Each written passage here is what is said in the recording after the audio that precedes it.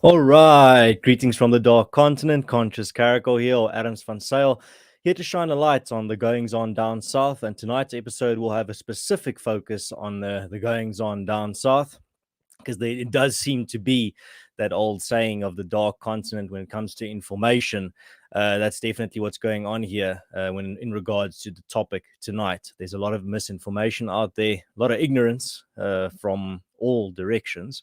And I'm going to do my best to shine a light, like I said, to make sure that you've got all the facts and know what's going on in South Africa, and specifically relating to the Kill the Boer chant, the EFF, and Julius Malema, and Elon Musk's reaction to it. So let me just check something here before we get started. I wanted to put something on screen, but it seems like I don't have it here. Let's put it like this. Yeah. So like I said, I'm not the fastest draw when it comes to the share screen. So I'm going to put something on screen here in just a second. Here we go. All right. There. So this is what I woke up to this morning. A lot of notifications, a lot of messages. And yeah, it's big if true. And it turned out to be true that Elon Musk replied to one of my tweets specifically about the topic of farm murders and Julius Malema and the EFF's hateful and violent chant, kill the Boer, kill the farmer. I'm actually very glad that this is the tweet. If there's one tweet that I made recently that Elon Musk responded to, I'm glad it's this one that he signal boosted, because it really is a comprehensive one, because it contains an article that covers so many bases. It gives you some of the late up until I think a few days ago, the latest farm attacks statistics, or the latest information on that. It also links to my colleague Aaron Rutz's video, where he goes into detail in regards to the topic of farm murders and the EFF and Julius Malema chanting kill the Boer, kill the farmer. It also lays out, gives you a lot of detail on the issue. So I'm very glad that this is the tweet that got signal boosted by Elon Musk, seeing as it contains all this very good, very valuable information. So that's the topic for tonight. Like I said in my intro, always, I'm here to shine a light through all the misinformation, through all the fog, through all the misconceptions and ideas that are out there. And I see you guys are already part of the conversation. Tonight, I will also be answering your questions. The chat's going to move quickly because there's a lot of people tuning in already. So I'll try to get to answer as many questions as possible throughout my presentation. So, Vingel says, wow, I heard about Elon Musk putting some focus on this, but didn't realize he responded to one of your posts directly. Christoph Smith says, Tucker Carlson, episode 27, sits down with bewuste rooi kat, or conscious caracal. Well, you can dream. My colleague Adam Roots has actually sat down with Mr. Carlson twice. Did an excellent job. You should definitely go check that out. Johan Short is lekker man, lekker. Dankie vir alles wat julle vir ons doen. Wel, dankie vir al die ondersteuning, Johan. Ek waardeer dit. Mrs. Maiden says, does anyone else miss or remember the caracal frolicking images before CC was a face? Yeah, I used to edit some wildlife footage into my videos of caracals running around in the veld, and yeah, it's an aesthetic that I think is might be missed by some. I didn't really like putting that type of footage into my videos because it also just shows you a bit of South Africa and an animal in South Africa that a lot of people don't know that much about. And yeah, the comments are streaming in, which means I'm going to have a tough time keeping up with all of these chat comments. And I'm not going to be able to highlight them all, unfortunately, as I usually do. But thank you very much for all of you tuning in here tonight. All right, so let's get started. Let's not beat around or diddle daddle too long. Let's see. All right. So, I want to first start off with an idea that I saw some people spread, and that's the idea, or voice, I should rather say, that shining a light on or exposing Julius Malema and the EFF's hateful, dangerous rhetoric to the world somehow empowers them. Now, I understand where these people are coming from. I understand the logic of someone that thrives on attention will definitely want attention, no matter whether it's negative or positive. I don't, however, buy into the thesis that this necessarily empowers him. And I'll tell you why. Very simple. I just look at the reaction from EFF sympathizers and EFF supporters and voters to Elon Musk shining a light on and exposing Julius Malema to the world and his hateful rhetoric to the world. Their responses aren't laughing it off. Their responses aren't just saying, "Oh, this is ridiculous. How can you believe this? Ha ha ha." They are spitting venom at him. They are foaming at the mouth. They are in full-on attack mode, which shows you that this is not something that they just brush off or laugh off. They take this very seriously, and they see it as a big problem that the world sees Julius Malema for what he is. And I think that that's why I don't really buy the idea that we should now just try and ignore Julius Malema and the EFF and not shine a light on his antics and his hate speech and his just violent rhetoric. Because if you look at the reaction from his EFF minions, they don't seem to be pleased at all. They seem quite worried. They seem quite troubled by it. Just go look at the replies to the tweet where he replied to me to see what I'm talking about. Clockwork I almost said Clockwork Orange. Clockwork ZA said, "Man like netjies vanaand rooi kat sien uit." Well, baie dankie. I'm wearing my suit, my tie, not my suit at the moment, because I was in court today for a court case where AfriForum is taking on the 5-year renewal period for driver's licenses in South Africa, but that's a topic for another day. If you are interested in that case, just go to AfriForum's website under news, go to press statements, you'll find all the information there. It's an interesting case, but no time to discuss that tonight. Yes, well, thank you very much. More likes, the better. Will be a great help. Matthew Dixon says, Timcast IRL mentioned the EFF on their latest show, which was awesome. Vingel says, Clockwork Urania. All right. So I wanted to start off with a very important statistic, because this is a statistic that people are spreading so much misinformation about, and that is the farm murder statistics since, farm murder statistics in general. I think I've seen some horrible stuff out there, but the statistic that I wanted to focus on that I think is the most relevant to this topic is the farm murders and attacks that have happened since Julius Malema chanted, "Kill the Boer, kill the farmer," alongside 90,000 of his supporters, disgustingly, in a stadium on the 29th of July. So I'm going to go through the cases. Not going to go into detail on every one, but I'm going to tell you all the relevant information that we have, just so you have it, so you know when people ask you about this that you don't go spreading false information, that you have the facts. So on the 30th of July, there was a farm attack. It happened in Kalinin in the Gauteng province. 2 victims tied up and assaulted. There were 4 attackers.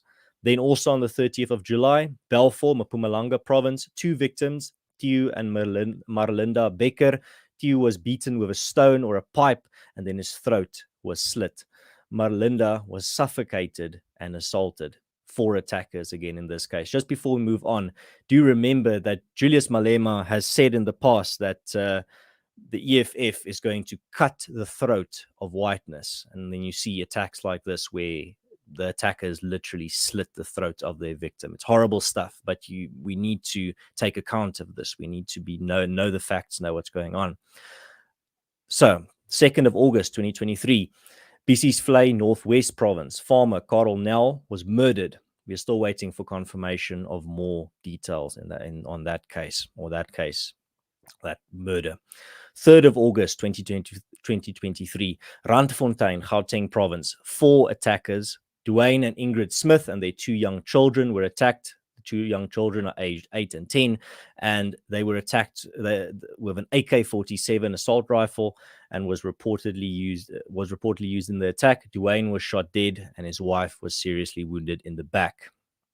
4th of August 2023, Murray Hill, Gauteng province, one attacker, one victim. Victim was stabbed in the stomach with a knife. 7th of August, Nelspruit, Mpumalanga, a 75-year-old female victim was severely assaulted. Her teeth were knocked out.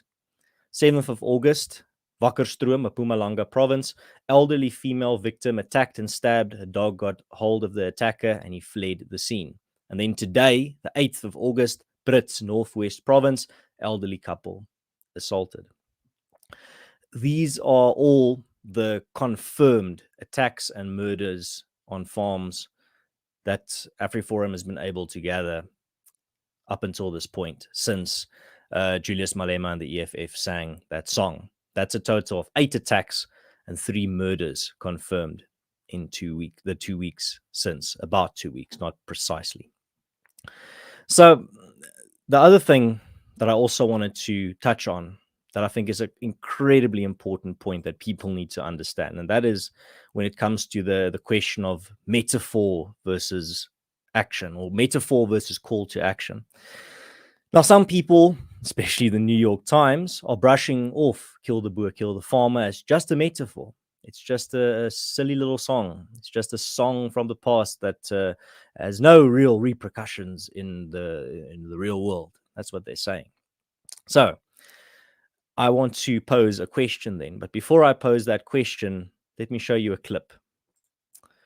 So share screen. I'm going to show you a clip that I think is your best refutation of the "it's just a metaphor" claim. Now, the way a sentence is structured, you say, we are not calling for the slaughter of white people, at least for now. That means at some future date, we may call for the slaughter of white people. Is that correct? Let's deal with that at that future date. I don't know what's going to happen. So you're saying you are not ruling out that in the future, you may very well call for the slaughter of white people. It may not be me. Could it be you? It could be me, yes, but it may not be me. Yeah, so it could be you. You could, at some future date, call for the slaughter of white people. What will necessitate that?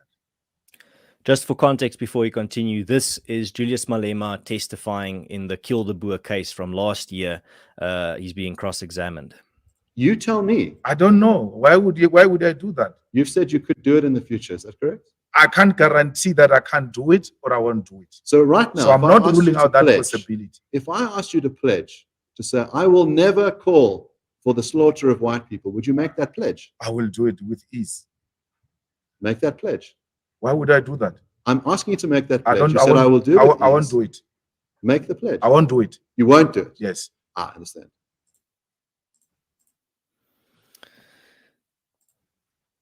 All right. Well, there you go. It's just a metaphor, but he can't rule out the possibility of the metaphor becoming real. I think that should say it all, really. You need to know that when people make this claim of it's just a metaphor, it's just a song, why can't the person or the leader that sings that song pledge that it's just a metaphor, pledge that he will never call for the slaughtering of an entire racial group? Why can't he make that pledge? Why can't he make that promise? Well, it's because it's not just a metaphor. The Kill the Boer, Kill the Farmer is not just some silly song. It's not just some metaphor. It's actually having a very dangerous effect. It's having an effect on the farmers in South Africa, where when you see a leader chanting "Kill the Boer, kill the farmer," and a leader with millions of followers, you only need a few of those millions, a small percentage, to take what he's saying literally and to take it seriously and to commit these horrible crimes. And that's why I wanted to show that clip, to show you, if it's just a metaphor, it should be the easiest thing in the world to say, well, I promise I'll never call for the slaughtering of white people. Of course, that's not what I mean. It's a metaphor. But he can't. Why? All right. So that's what I wanted to show, just to give you some more perspective on this issue. Another big argument that's being made is that South Africa is very violent country, a very crime-ridden country. There's a lot of murders happening here. That's true. There's somewhere about between 70 and 80 murders happening in South Africa a day last time I checked. But, and here's the thing, two things really. Firstly, those murders, unlike farm murders, are not being sung about. People aren't being encouraged by political leaders and by politicians to commit murders. No politician is chanting about gender-based violence and people needing to commit it. No politician is chanting about how people should be going out and raping people. No politician in South Africa is chanting and singing about murdering people, except when those people are white farmers. That's the key issue.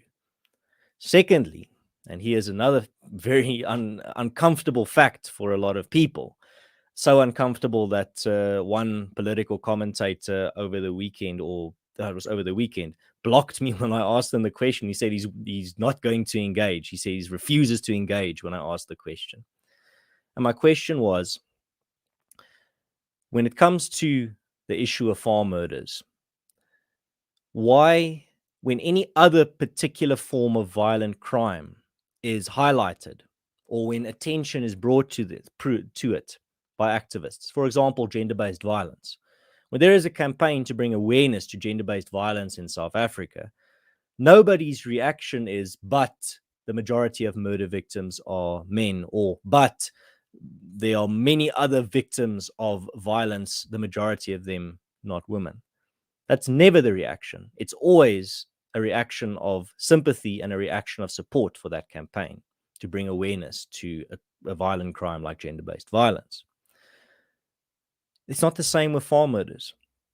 When people try to bring attention to the idea, or bring attention to the idea that a song can, like Kill the Boer, Kill the Farmer, can have dangerous effects, that it can lead to farm murders, and then bring attention to the very real farm murders that are happening, you get thousands of people screaming in their face, telling them that they're evil for trying to bring attention to this issue. People saying that saying, yes, but there's a lot of violent crime. Yes, but there's a lot of murders happening in South Africa. All murders matter. It's the only, farm murders are the only form of violent crime where the people trying to bring awareness to the issue are attacked for it. That's the issue. That's the problem. That's the reality happening in South Africa. If, for example, when people look at the farm murder statistics, so roughly between 50 and 70 for the past few years, between 50 and 70 farmers are murdered per year. And people look at that and say, well, that's so little. That's not even one per day. That can't be a serious problem. South Africa has many murders. Now consider if rather than 60 farmers a year, it was 50 journalists that were murdered in that year in South Africa. What if it was 50 politicians that were murdered that year in South Africa? Do you think they would be saying the same? Do you think they would also be saying it's just normal crime? No, we all know they wouldn't.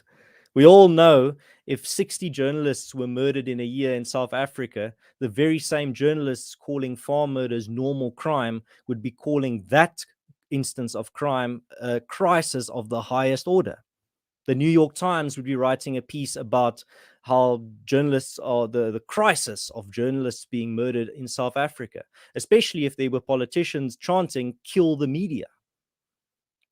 That's the reality of what's going on. Don't take this propaganda of people trying to tell you it's just normal crime.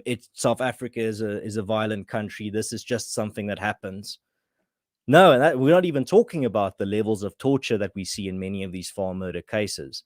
Many of these murders where people don't even take anything. They don't even steal anything. They just murder and go away. We're not even getting to that point. I'm just getting started when it comes to why this is not normal crime. Yet we still have people out there spreading this despicable rhetoric that it's just normal. It's just another murder. But it's not. Like I've explained, there's so many extra factors factoring into this crime phenomenon. And it's horrific. It's the only, I'm just making sure, I can't think of any other form of violent crime that a journalist would joke about. That's what, I almost forgot, is it Richard Poplak of Daily Maverick, when he said, he's a journalist at the Daily Maverick, and he tweeted, "What wine pairs best with white genocide?" What? And then when people pushed back against his disgusting joke, he said, "You just don't get the joke." And the Daily Maverick stood up for him and doubled down and basically he first wrote this massive thread on why his joke was justified, or why his joke is fine, joke in very thick quotation marks. And then the Daily Maverick posted another piece defending, circling the wagons, if you will, saying it's just satire, and he called it fact-checked satire. And I have, again, just one question for Mr. Poplak. I have yet to see you make any fact-checked satire joke about any other form of violent crime. You have never made a fact-checked satire or fact-checked joke about township violence. You have never made a fact-checked joke, and I'm using his terminology, about rape in South Africa. You've never made fact-checked satire tweets about gender-based violence in South Africa, Mr. Poplak. You just think it's acceptable to make these jokes when the victims are white farmers. That's something that he needs to introspect on. And then he has the absolute gall to attack the people that tried to bring awareness to this issue, and shame those people that didn't find his joke funny. Well, I didn't find your joke funny, Mr. Poplak. I think it was highly disgusting. And I think in a civilized society, you would have faced consequences from your media house for making a joke like that. And then you wonder why trust in the media in South Africa is at an all-time low. A civilized society would not make jokes about murders where small children are thrown in bathtubs filled with boiling water. A civilized society would not make jokes about murders where 80-year-old women have drills through their feet, holes drilled into their feet. A person with a moral compass would not make excuses for a song glorifying these murders. A person with a working moral compass would not play down or deny the facts about murders as serious and heinous as farm murders. A person with a heart, a person with a shred of humanity, would not make a joke about farm murders or a form of murder where a 90-year-old man has his skull bashed in with a pipe until he's dead. That's my take on it. And that's my take on Poplak's of the Daily Mavericks disgusting joke. But it speaks of something bigger. It speaks of a larger issue. And that's the issue relating to the zeitgeist in South Africa surrounding issues like farm murders. We've reached a point where the message or the signal is sent that it is okay to joke about violent crime if it affects a certain group of people. A message is sent out that it is fine to deny the facts about a violent crime if it affects a certain group of people. And that group of people appears to be white South Africans, and specifically Afrikaners and white farmers. And that's why Elon Musk, reacting as he did, taking a strong moral stance and saying this is unacceptable, is so valuable. That's why it's great to see someone out there with a platform, someone out there with a massive audience, take a strong stance and say, this is not acceptable. This is horrific. This is disgusting. And this should be condemned by anyone that is a decent human being. And that's why I commended Elon Musk for the fact that he brought attention to this issue, for the fact that he's not backing down, for the fact that he's calling out the cretins and the monsters that do a few things. Firstly, those that spread misinformation and lies about the very real issue of farm murders in South Africa. I don't care if you're from the right or the left or what your political persuasion is. You stick to the facts because this is a real issue harming real people. Don't, if you are, no matter what angle you're coming at it from, don't lie about the facts. The statistics are there. The facts are there. Use the facts. Don't lie about them. 1. 2, the other group of people that he is rightfully calling out are those that listen to a song like Kill the Boer, Kill the Farmer, and they say this is fine. This is just a silly song. Doesn't have any, there's no correlation between this and the farm, singing about murdering farmers and farmers being murdered. That's the other group of despicable people that are being called out. Thirdly, a group of people that are being called out are the people that see a victim of violent crime, and because he has a white skin or she has a white skin, they say, this is fine. This is acceptable. This is not my problem. That's not even talking about the people joking about this. That's the fourth group of people that are being called out. The people joking about this. People saying that this is funny to them. And fifth, the people that are being called out are the most heinous and despicable of them all. The people saying that this is a good thing. The people that are saying that this is what should be happening and that it should be happening more. Why this issue is so close to my heart and why I take it on as passionately as I do is for 2 reasons. I think the main reason one, is I grew up in a farming community. I grew up amongst farmers. I think I had so many friends that lived on farms growing up that I practically can say I grew up on a farm. I learned so many things on farms. I learned so many values, so many things about life on farms. And I knew so many farmers, and so many of my friends lived on farms and came from farms. That's the one reason that's driving me. Second reason is actually what Dirk Herman of Solidariteit wrote a while back. And he said, when it comes, and this is why, specifically on why Afrikaners take the issue of farm murders so seriously. And that is the fact that every Afrikaner has some connection to the farm or farming. If they're not farmers themselves, they have a family member that is a farmer.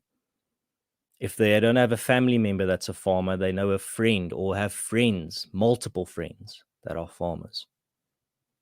If none of that is true, they have an very close ancestor, a father or a grandfather that was a farmer. There's always a connection. And he put it so beautifully in Afrikaans. The Afrikaans word for a backyard is not an agterplein, or I don't know what a yard would be in Afrikaans, but the Afrikaans word for a backyard is an agterplaas, a back farm. We call our backyards back farms because any connection to the soil and to plants and to working with the soil is our connection to the farm. Afrikaners have such a close connection to farming that we even called ourselves the Boers and referred to ourselves as the Boers and other volke and other peoples that are not Afrikaners even refer to us as the Boers, as the farmers. Boer literally means farmer. We have a deep connection to farming, and when a farm murder happens, when a farmer and his family are wiped out, Afrikaners feel it very deeply in our hearts, because this is very deeply connected to our very fibers of our culture. And yeah, that's why I'm so grateful to Elon Musk and many other individuals out there and groups out there bringing attention and spreading awareness about this phenomenon. Not just about the horrific farm murders that are happening, but also to the disgusting rhetoric from disgusting parties like the EFF and small men like Julius Malema. Small, cowardly men. But small, cowardly men that have many fanatical followers that are willing, clearly, to do heinous things. And this also brings me to another point that I think is very important. And that is, if you look at the statistics on what the farm attacks and farm murder statistics, there's something interesting going on. The farm murder numbers per year are always somewhere in the region between 50 and 70 per year. Sometimes it goes up, sometimes it goes down, but I'll have to go check for on a longer scale, but it seems like it's in that region always. The amount of farm attacks, however, has spiked in the last about 6 years or so. The graph goes like this, while the farm murder graph goes a little bit like this, not completely flat or going down, but like a little bit upwards. Now that tells me something very telling when you look at those two graphs. Farm murder or farm attacks are spiking, but farm murders are staying relatively the same. What does that mean? It means likely, I can't say this with absolute certainty, but what it likely means is that farmers are getting better organized in South Africa to fight back. Farmers here are getting better organized to defend themselves. That's what that statistic is telling me, and that's what AfriForum's research is also telling us. Farmers are getting better organized through farm patrols, getting trained with firearms and self-defense, and also medical training. They're ready to defend their families and their homes, and they're getting better every week. Luckily, and gladly, I'm glad to be part of AfriForum for this reason specifically. We are playing a big role in helping farmers get ready to defend themselves, to be able to defend their families and their farms through many initiatives. And I'll get into some how you can help near the end of this stream. But yeah, that specifically is something that I found very interesting looking at the statistics, is that even though farm attacks are increasing, farm murders are staying relatively the same. And I think clearly that shows farmers are more equipped to defend themselves and their families. Right. If you have any questions, you can put them here in the chat. That was my presentation, but I want to answer your questions, as many as I can. See, Hendo is saying that there's 96 likes. Well, thank you very much. All right. Yeah, the chat's moving very fast. So if you did ask a question earlier, I'm sorry. I didn't see it. But yeah. All right. Before we while I wait for some questions to come in, I also wanted to touch on something else. Oh, yeah, let's get into this, seeing as this would necessarily be the biggest question. All right. So, Bolero393 asks, what can everyone do to help? So there are many things that you can do to help. Firstly, is you can help spread awareness about this issue. You can make sure that people out there know the facts. That's why I said it's very important that our facts are watertight and bulletproof. We can't be making claims about farm murders that are not true. You have to be, for example, you can't claim that there are farmers being murdered every day in South Africa. That would not be true, even though it would make an impactful statement to shock people. That's not true. You also can't make a claim that, for example, I don't know, hundreds of farmers have been murdered since Julius Malema sang Kill the Boer 2 weeks ago. That would also not be true. You stick to the facts. You stick to what, and that's why I wanted to do with the stream, is present as many facts as possible, so you are armed with the facts when you encounter propagandists out there. So the first thing you can do is spread awareness, tell people about what's going on, and morally condemn the people that are supporting the singing of this song, excusing the singing of Kill the Boer, Kill the Farmer. Morally condemn them. Tell them what you think about them. Don't just say, oh, we can agree to disagree. No. Tell them that what they are doing is morally abhorrent. Secondly, what you can do is you can support AfriForum, an AfriForum initiative that's actually has done quite a bit already, and that is you can support AfriForum's Safeguard a Farm initiative. So AfriForum's Safeguard a Farm initiative does quite a lot. Firstly, it improves these safety structures that I was talking about, these rural safety structures that farmers are becoming part of to help keep them and their families safe. So you can support this initiative, Safeguard a Farm. It will also be giving firearms training and radio training to these farmers, and it will also be providing them with radio so they can stay in contact. And how you can support this initiative is there's a link in the description of this video where you can go to it says Safeguard a Farm. You click on that link and it's a donation page. You can also just Google AfriForum Safeguard a Farm, and you will also find that initiative. In Afrikaans sal dit wees beveilig 'n plaas, and you can go there. Jy kan daartoe gaan om ook dit te ondersteun. If you're living abroad and you want to also support AfriForum specifically, which would include our initiatives to help keep farmers safe and bring awareness to this issue or spread awareness on this issue, you can become a friend of AfriForum. There's a link in the description for that as well. You can just go to, I think it's friendsofafriforum.com. Let me just make sure. And then if you live in South Africa and you're not already a member of AfriForum, you can become a member of AfriForum. It's very easy. You just go to the website,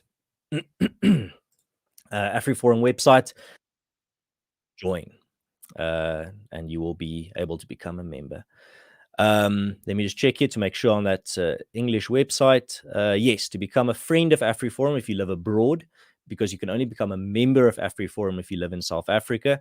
But if you want to support AfriForum abroad, you can go to www.friendsofafriforum.com, and there you can become a friend. And then, like I said, if you want to support specifically our initiatives to help make farms safe, you can go to Safeguard a Farm.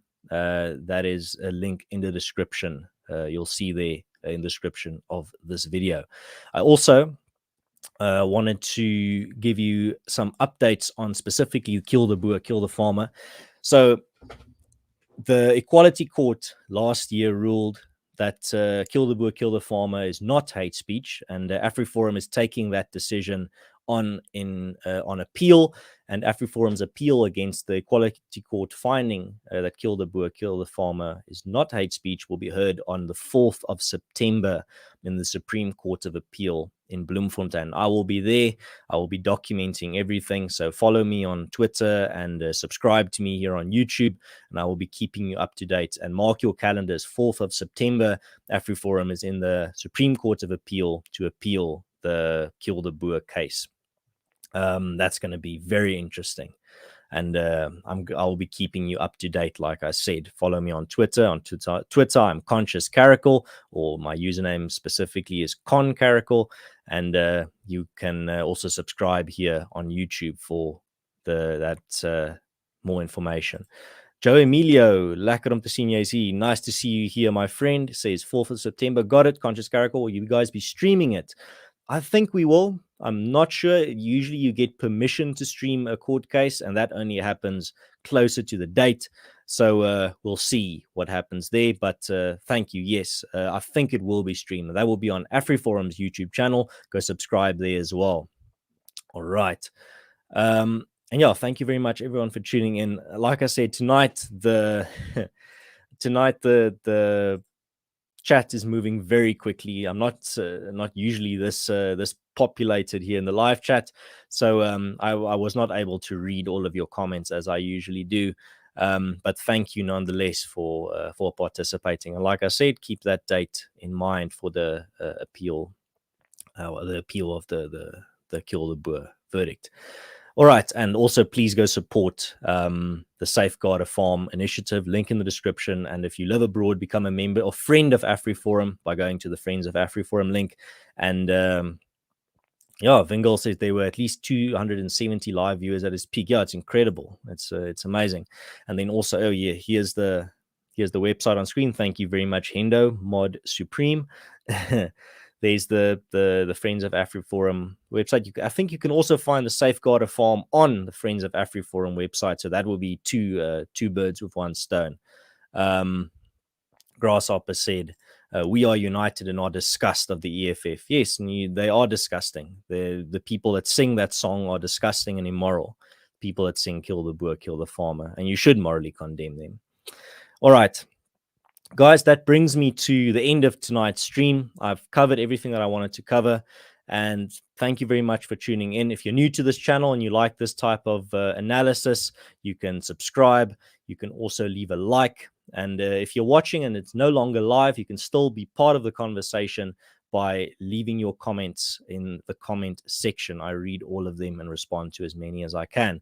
Also, share the stream with anyone that you think needs to see it. Share it with friends and family and people that want to know the facts about what's going on in South Africa. Use it as a source. I'll be glad if this could help you in that quest. And I hope you guys have an excellent rest of your evening. And I will see you again next week for another episode of Stream of Consciousness, right here, same time, same place. And like I said, thank you again for everyone that's tuning in. Thank you for everyone that helps spread awareness. Thank you to all the members of AfriForum for making what we do possible. And thanks for all the friends of AfriForum out there internationally for also helping us in our mission. Thank you very much. Dankie en lekker aan verder vir julle. Goodbye, God bless, and I'll see you